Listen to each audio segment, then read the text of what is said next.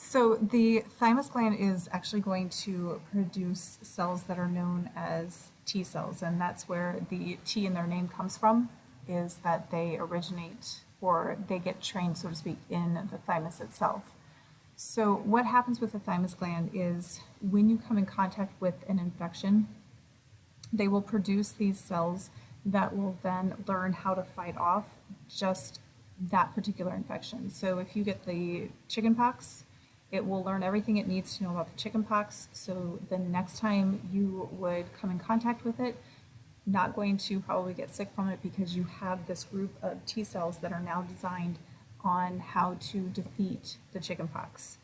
When you come in contact with other illnesses, or when you get vaccinations for polio or mumps or things like that, they introduce that infection to you.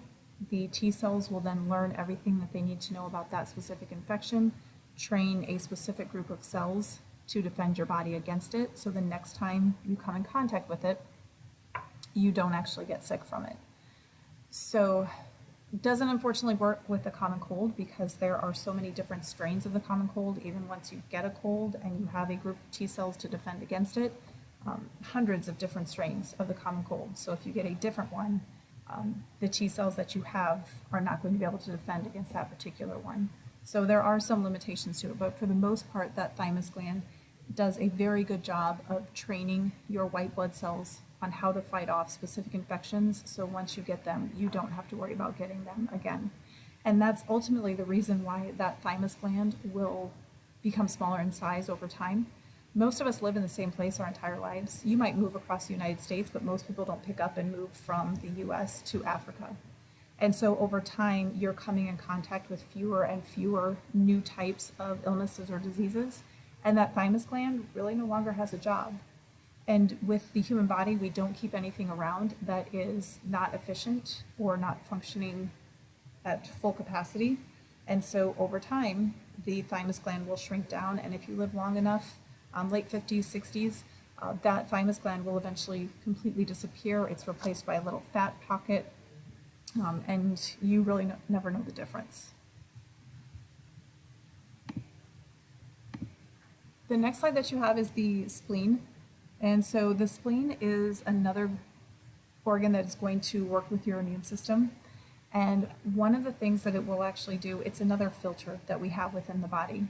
So it's tucked right behind your stomach, and it is pretty much on point with your kidneys and your liver as far as height-wise through the body.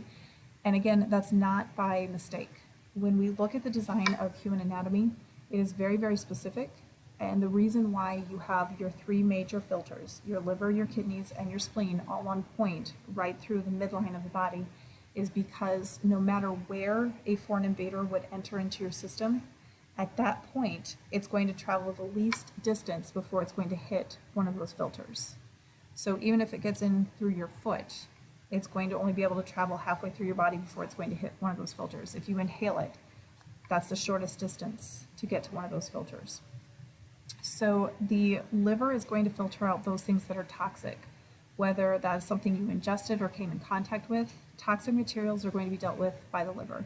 Kidneys are going to filter out any material that you produced. And so they will take that out of your bloodstream. And then the spleen, that is going to target those things that have invaded your system. So viruses, bacteria, pathogens, things of that nature.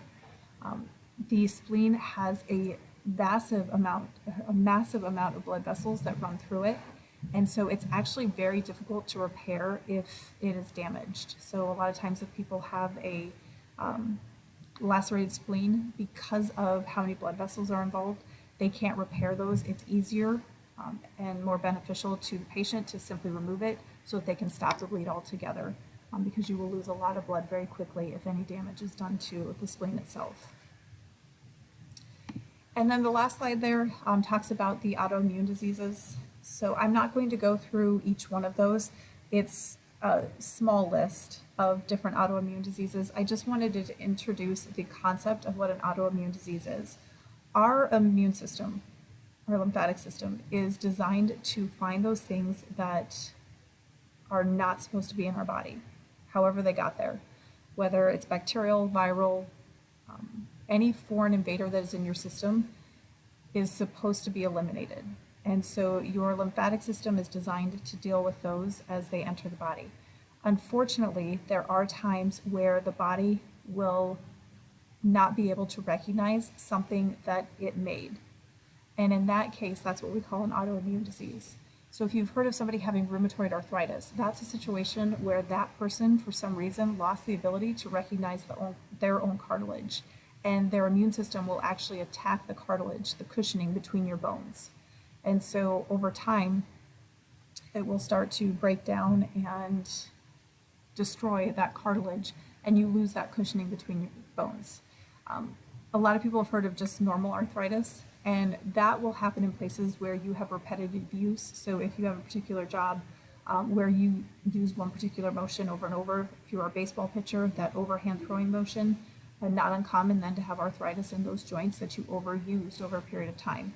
In the case of rheumatoid arthritis, because your body lost its ability to recognize its own cartilage, that happens at any place where you have cartilage. So it's much more aggressive because it's not just one location of the body, but it's going to target any place that it finds that cartilage. So as I said, I'm not going to go through each one of those autoimmune diseases. I just want you guys to understand that this is a mistake within our body's ability to recognize things that it has actually produced. So your lymphatic system should only go after those things that are foreign to the human body. Autoimmune diseases, now we're going after things that we actually produced.